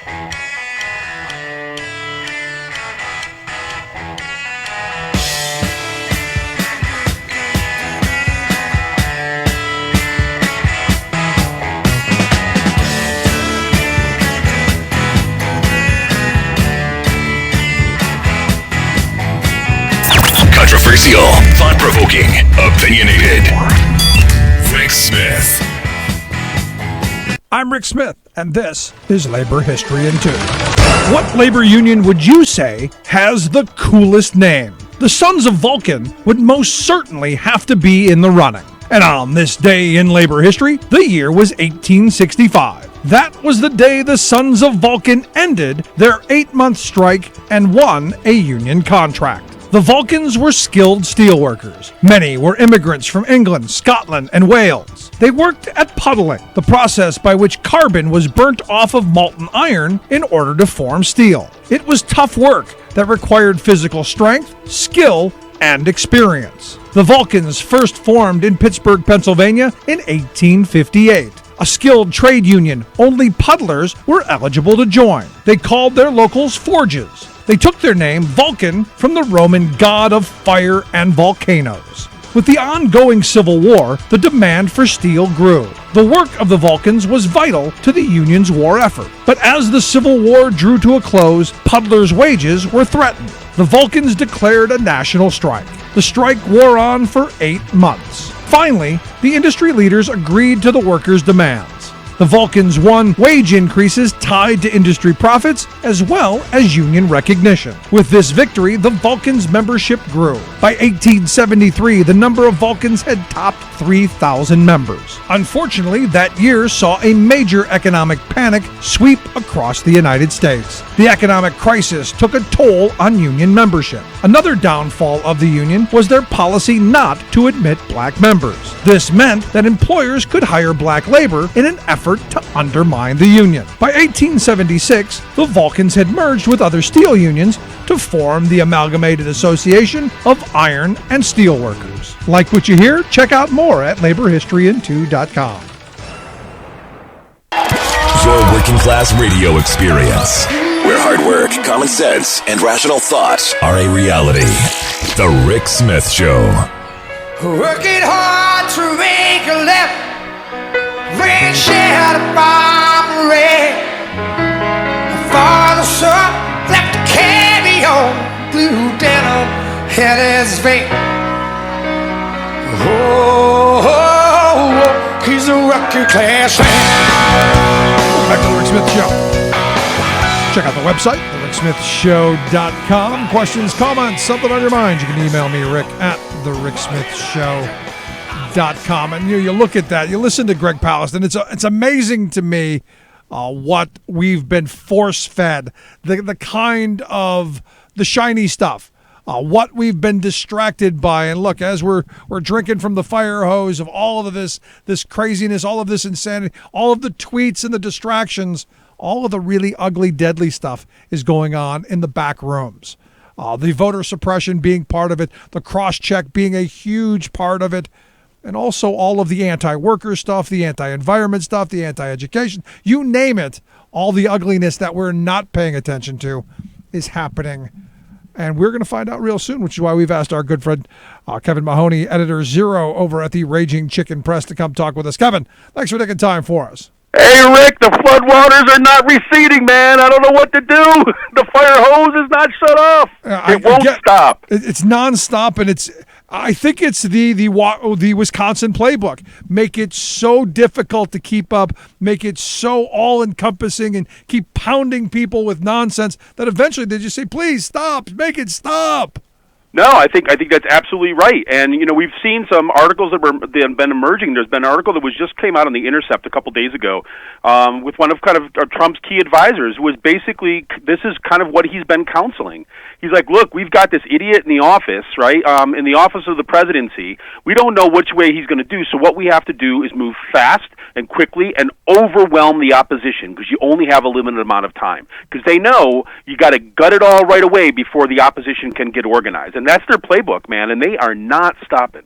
And, for all those people saying, well, Trump's administration right now, it's in chaos and there's turmoil and there's all, to me, I'm looking at that going, that's the distraction. That's where we're supposed to be looking. Exactly. But if you look under all the bills that I'm seeing popping up, like this education bill that's going to fund homeschoolers and going to gut nutrition programs and all of this stuff, and then the national right to work stuff, the national repealing of Davis-Bacon, and you just go down the list of all of this, all this stuff to repeal the 20th century, and you go, they're organized as hell.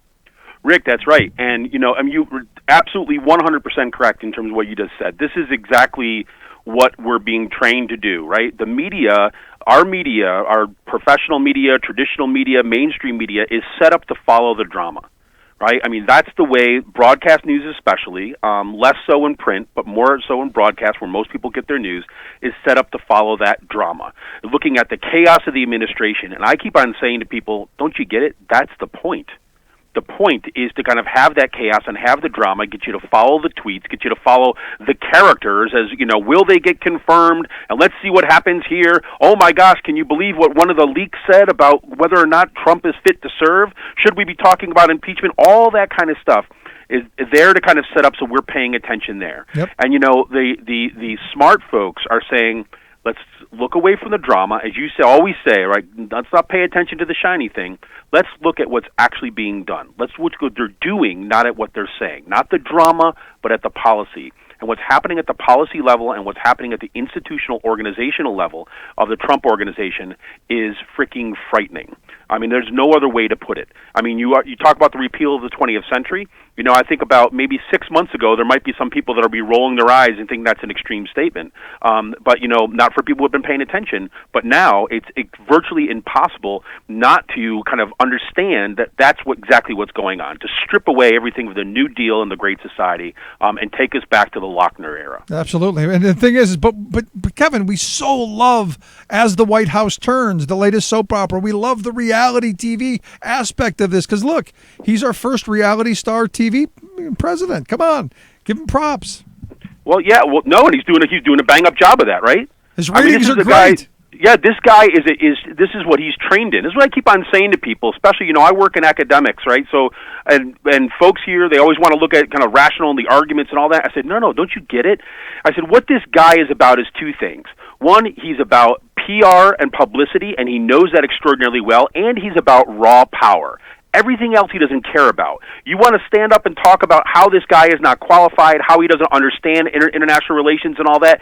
You can do that. That's fine, and you're correct about that. But that's not their point.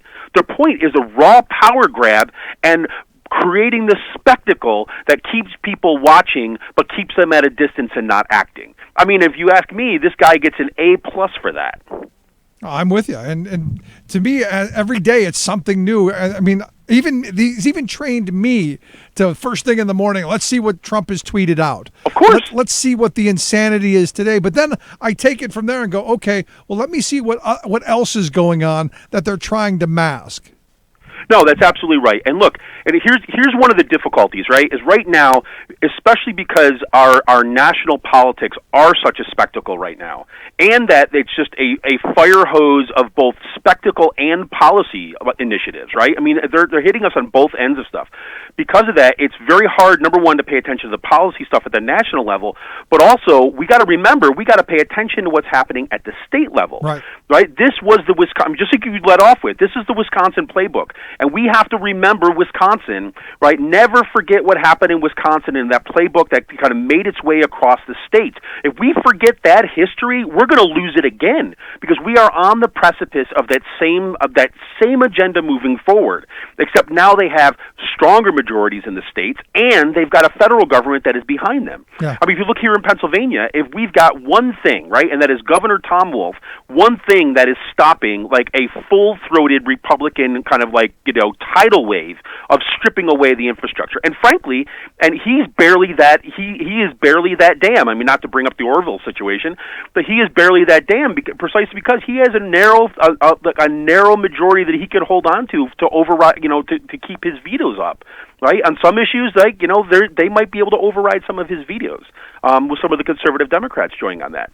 So we have to pay attention to what's happening at our state level as well as the national level because the state level is where we need to be organizing, right? We got to get off the kind of like, sharing stuff online and think about sharing stuff in our communities. And it's been really good news that that's precisely what's happening. People are showing up at their representatives' offices. They're staying in the street. And they are looking for additional ways to keep organized. That is the only hope that we have. And as part of that, they're educating each other, right? We're all educating each other about what's happening at the state level in terms of the policies that are moving through. Because I look at it like this, Rick, is that, with Scott Wagner announcing his gubernatorial bid, right, earlier on this year, right, the stage is set for right-to-work Commonwealth of Pennsylvania. Right. The stage is set for that, and it's all pointing in that direction. And if we are not paying attention to what's happening at the state level, that's what we're going to get. No, and it's not just right to work; it's all of the other insanity that comes. That's right. With conservative rule, and I hate to say conservative because there are some people who I know who are decent, honest conservatives who have values that you can debate with, but they're truly held. These folks are more radicals. It's about massive theft of the commons. It's about completely undoing the 20th century. It's about, as you've said, it's about the raw power. And I look at someone like Wagner, who is just a mini version of Trump. He's basically Trump with a little less orange and no personality, but very deadly and very dangerous. No, that's right. And like he's shown himself to be calculating, right? He showed himself to be calculating where he puts. He's got a ton of money in his pockets, and he's got lots of big funders behind him. And he's shown that he will go and he will primary those Republicans who are not going to be kind of right-wing enough for him. And I think you're right to put pressure on the whole idea of conservative. We're going to have to break out of our language how we even talk about this stuff, because these are radicals. These are corporate radicals. That's who we're talking about here. And the fact is that the bulk of the Republican Party has been taken over by those folks. And I think that the people on the other side of it, whether you're talking about, those honest conservatives that you're talking about, or you're talking about the Democratic Party as a whole, they're going to have to get their head around that this is no longer team sports. You've got one group that is kind of playing the game by the rules, and you've got another group that is willing to destroy the rules by any means necessary. They're playing an entirely different game. They're playing the power grab, and that's what we have to get our heads around. So, yes, you technically still got the Republican Party, but look, these folks are the corporate radicals that have taken over, and that's what we got to put a stop to, or we're going to lose everything that we care about that upholds the commons. But what do you say to the person who, and I got hit with this over the weekend, the voters went to the polls and they voted for change. They weren't happy and they wanted things shook up. And Trump's going to Washington and he's shaking things up. Well, yeah, that's like, yes, he's shaking things up, but for what end, right? He's shaking things up for one end. Number one, you say, well, first of all, the voters didn't go out to vote for him in majority, right? Hillary Clinton got almost 3 million more votes than he did. right? So that's number one. So if you're going to talk just about majorities of the people giving a mandate, let's talk about the majorities there at that level. So there's number one. Number two, yes, he won the Electoral College, and yes, he's technically the president of these United States. But the fact of the matter is that you have an agenda, right, that they are manipulating the tools of power, showing that they are fine of disregarding the Constitution, they're fine of kind of breaking all sorts of norms in order to get their agenda across. And so you're saying you're shaking up. It's like, shaking things up for the sake of shaking things up, right? That's like saying, okay, we're going to kind of put everybody into a fire and see who doesn't burn, and then we're going to call that good. I mean, it's insane. It is right. insane. I mean, this is just kind of, but this shows you the gap and the absolute poverty of our political discourse in this country, right? The fact that this is how we talk about politics. We don't talk about policy. We talk, again, this goes back to this spectacle. Yeah, he's shaking things up, and he looks like strong that's up there. Hey, he's shaking things up as long as you understand that we're all going down the toilet together. And that's a scary thing. But you brought up Wisconsin, and I go back to Wisconsin a lot. We here at the program spent 9 days sleeping on the granite floor there in Wisconsin, witnessing what Scott Walker did, the 3 o'clock in the morning, ramming through their budget and really their appeal, repealing the public sector's ability to collective bargaining and unionization and all of that. And I remember coming back with just this sense of, this is going to be the playbook going across the country. And as we watched what happened, you can see the same parallels that we talked about. But my fear and my concern is, and I go back to that period, you had people like Debbie Wasserman Schultz saying, this isn't a national issue. You had Obama, who didn't even bother to show up. You had Democrats who basically ignored what was going on. It's a state's issue. My fear is we're going to kind of see that happen again, that eventually we wear out, we burn down, and it just ends up happening when we're exhausted. No, I get that, right? And I think that your fear is not just like a fear. I think it's justified based upon what we've seen and kind of where things have started moving already, right? And I think that the difference between what happened in Wisconsin in 2011 and what's going on right now is that we have the reference point of Wisconsin, right? And in many ways, that the Wisconsin uprising had to kind of had to break the seal, right, on the Republican playbook. Right, and that struggle had to kind of educate the rest of the world, the rest of the country, right, and the people across the states of what was going to happen, and then we saw it happen. And now we've got to constantly remember and go back and chart what has happened, everything from the Flint water crisis, right, to the rolling back of labor protections, right, to the stripping away of medical care, right, one after the other about what that is, and say this is what's going on now. The good news is that people are not as unaware as they were back then. I mean, you see that by the sheer number of people in the streets. Let me give you an example. It's like back in 2011 when we had Tom Corbett here in Pennsylvania as the governor, when he was actually, he just proposed to gut higher education by 50%, where I work at the Poshy schools, by 50%. People had to mobilize all of a sudden like they had never done before, right, in order to push back against that. Right. And it still ended up with a 20% cut. Right now, we were on strike for the first time. The ABSCUP, the faculty union, we were on strike for the first time ever in our history this past fall. We were able to push back against all of the guts in education, right, even though we took some salary hits on that. And who organized alongside us? Students organized alongside us. And those very students, right, had already brought to the table, not like, I want to support my faculty. They said that too as well. But they were also talking about having the second largest percentage of student debt in the country. They were talking about a 20% increase in tuition over the last 5 years. They were talking about concerns that were directly connected to them and then connected them to us. And those very students have now built a statewide network, right, of students at all the Poshy campuses and some of the other universities, right, as a PA student power network to push back. And they continue to organizing. They've got a spring break training session coming up where they're going to be spending their spring break learning how to organize, learning how to do labor organizing, learning how to do background research, learning how to talk to people, how to frame issues and kind of recruit more people. Those are good things. And yes, they don't make the splashy headlines that of the stuff that's happened with Trump does, but that is the only thing that is going to allow us to push back. That's amazing stuff. And again, as I've been saying for a long time now, every generation has to relearn that concept of solidarity, that concept of we're all in this together. And from what I'm hearing, there's that discovery happening. Absolutely, and it's and it's not just in colleges and universities, right? I mean, this is like in the streets of Philadelphia, in the streets of Allentown, in the streets of these small towns, Lancaster, Pennsylvania. When Trump announced the immigration ban, they had 2,000 people turn out in the streets of Lancaster during the Women's March the day after the inauguration. I went to Doylestown, Pennsylvania, little Doylestown, 8,000 people in Doylestown. Right, that's their population. There were 2,000 people in the streets of Doylestown the day after Trump's inauguration. This is good stuff, and these people aren't going away now, and that's the important part. It wasn't just about the mobilization, it's also about the organization, right? And that's the key that we see moving forward, and it gives me courage because, man, if it wasn't for that, Rick, I'd be like, oh, Canada, please, take some of us. No, because I'll tell you, I've gotten a number of emails from people going, aren't you afraid? Aren't you worried about what's coming? Because you've been saying that this is an authoritarian ruler. This is someone who is following the playbook of some of the the worst leaders that we've seen. Aren't you afraid? Because they're eventually going to start coming for people. No, that's right. But you know what? We had talked this about on our podcast last week. And Sean brought up a good point. He had been talking about some organizers from SEIU, right? And one of the things they said is like, can you imagine? Right, what would have happened if the left was kind of protesting in the streets, that was being as organized and showing this kind of willingness to get out in the streets and organize and protest at the beginning in the Weimar Republic, when we first saw the first inklings of fascism's rise in Europe. And that's what we've got to keep in our mind, right?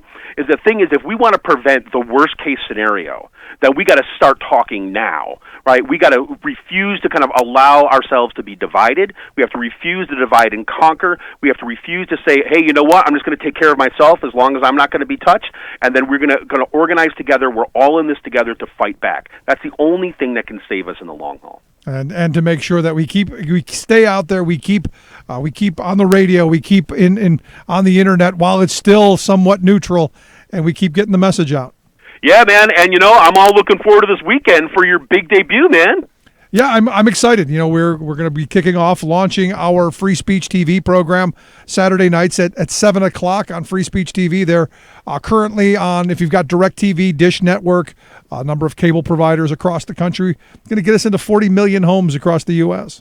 I'm telling you, everybody's listening to this show right now. I mean, you better be tuning in on Free Speech TV. If you can't get from one of the things that Rick just said, get the live stream online when it's broadcasting and support what Rick's doing. Because I'm telling you, this is what we need to do. We need this kind of mutual aid in progressive media too as well, where we're building our networks to basically keep the focus on the movement, which is what you've been doing since you started that show. Yeah, I mean, I'm happy. I'm proud of our group here. I'm proud of the work that we've done, and now we're going to get the chance to put my ugly mug on TV. Well, I'll tell you, I'm going to be at the Keystone Progress Summit this weekend in Harrisburg, and I'm going to be lifting the glass to you as we're watching it with a group of people. I can't wait. Kevin, I appreciate the time. Look forward to seeing you this weekend. You got it, man. See you then. Always great talking with you. Kevin Mahoney, editor zero at the Raging Chicken Press. You want to check out their website? We've got a link at thericksmithshow.com. Quick break. Right back. Stick around. You're listening to The Rick Smith Show. For working people. Come to talk. Think of all the roads. Think of all their crossings. Taking steps is easy. Standing still is hard. Remember all their faces, remember all their voices. Everything is different the second time around. I'm Rick Smith, and this is Labor History in 2. On this day in labor history, the year was 1937. That was the day Indiana Governor M. Clifford Townsend dispatched state National Guard troops to Anderson, Indiana. The national strike against GM had just ended in victory for the Union 2 days earlier. UAW forces were emboldened by the militancy, solidarity, and public support for the Union in Flint. But Anderson was a company town. It was home to GM's Guide Lamp and Delco Remy divisions. GM employed 11,000 of the town's 40,000 residents. Guide Lamp workers struck in late December, and the Delco Remy plants closed to prevent sit-downs. Foremen visited workers in their homes, demanding signatures for back-to-work petitions. The Citizens League for Industrial Security whipped almost half the town into an anti-union frenzy. The entire month of January was so marred by anti-union violence and intimidation, the strike had to be abandoned. When the national strike ended, the UAW organized a victory meeting. It was held virtually under siege by an anti-union mob. Victor Ruther recalled that he aged 10 years that night.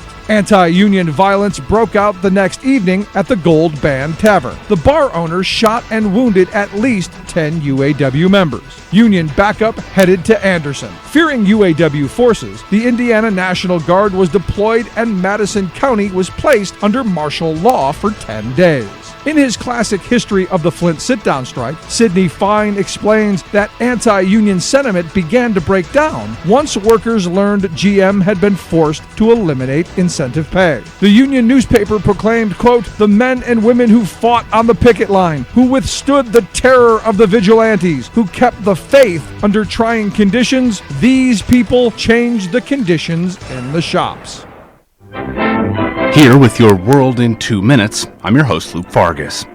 Dozens of asylum seekers have been detected crossing rural stretches of the U.S. border into Canada by foot in recent days in an attempt to submit refugee paperwork there. There's a reason they're not taking buses or planes, says Donald Galloway, a professor of immigration and refugee law at British Columbia's University of Victoria. If an individual appears at a port of entry on the land border going either way, they will not be able to make an asylum claim in the country that they are going to if they could have made the claim in the country that they were coming from. But if they get further into Canada, they can try to submit refugee paperwork there. That's because of the Safe Third Party Agreement, a bilateral deal that says Canada may return asylum seekers to the U.S. if the U.S. meets 4 criteria. First, both countries need a refugee sharing agreement, check. Second, the U.S. must be party to the Refugee and Torture Conventions, which it is. Finally, the U.S. must live up to those agreements and maintain a strong human rights record. James Hathaway directs the Refugee and Asylum Law program at the University of Michigan Law School. Trump's policy on refugees actually does put the United States in pretty flagrant breach of international law. U.S. border guards have denied asylum seekers access to lawyers, violating the Refugee Convention, and there are plans to expedite deportations, which could violate the principle of non-refoulement, which forbids returning people to countries if they're likely to be harmed upon their return. And if Trump reopens CIA black sites or reauthorizes torture, the U.S. human rights record could start to look pretty bad. Is the new reality in America flagrant enough that Prime Minister Trudeau, with his strong passion for refugee protection, will actually order a review of the deal? The individuals crossing the border may actually be the linchpin to giving a human face to the need to do that. For more global news headlines, visit talkmedianews.com.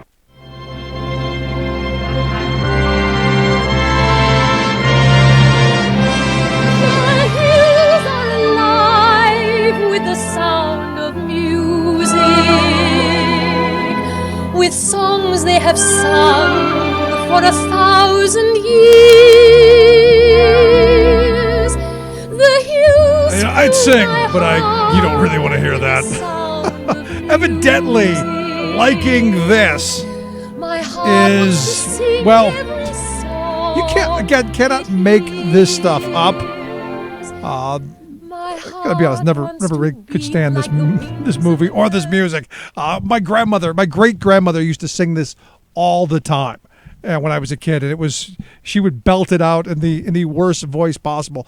But evidently, that is enough to get Patrick Park, a friend of Donald Trump.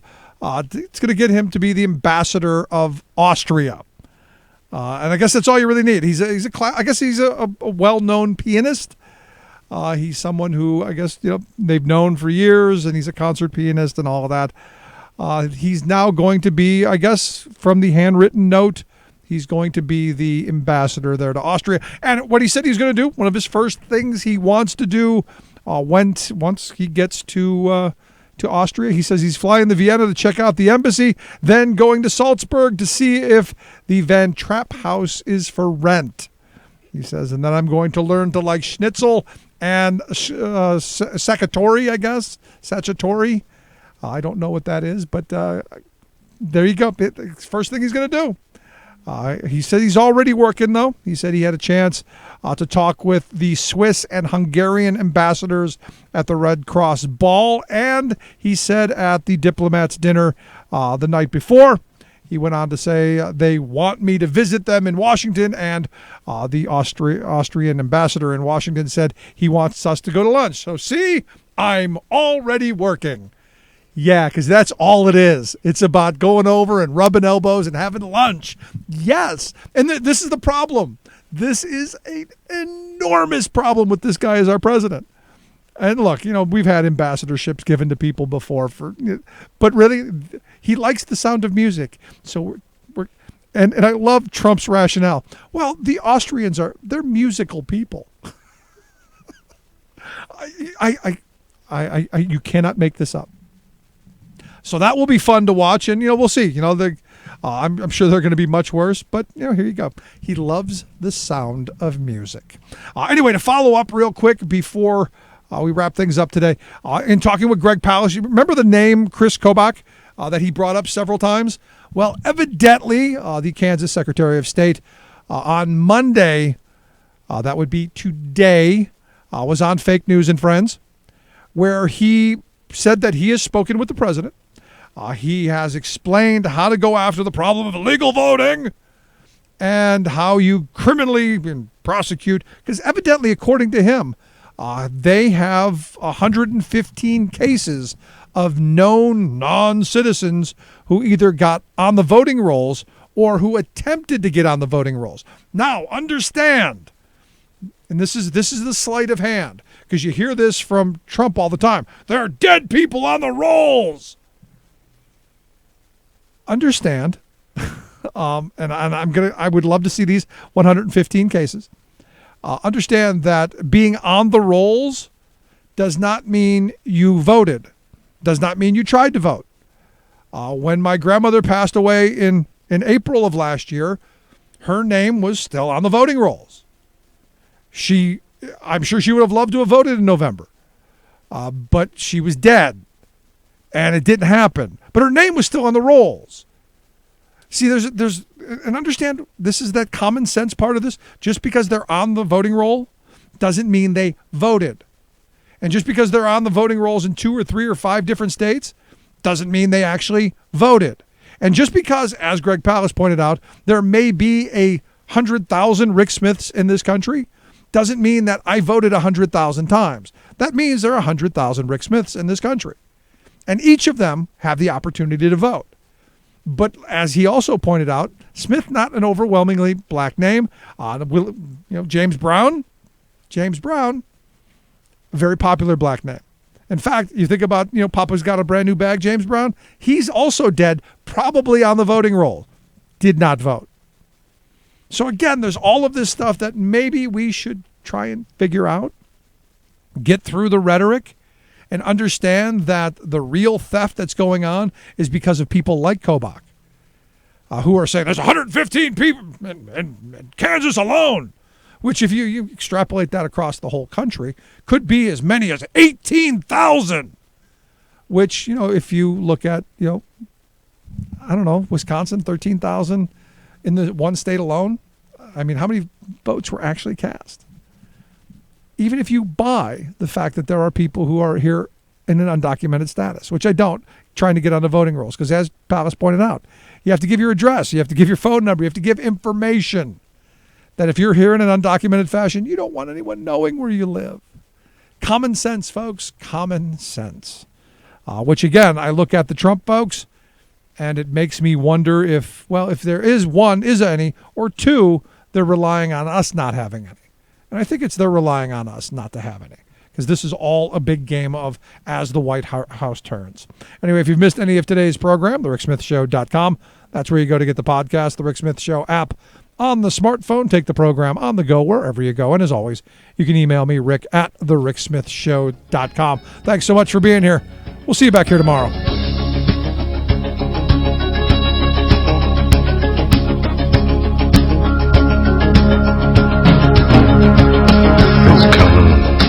You've been listening to The Rick Smith Show. Together, we can make America better. Email rick@thericksmithshow.com or interact with us anytime at thericksmithshow.com. Until next time, this has been The Rick Smith Show, where working people come to talk.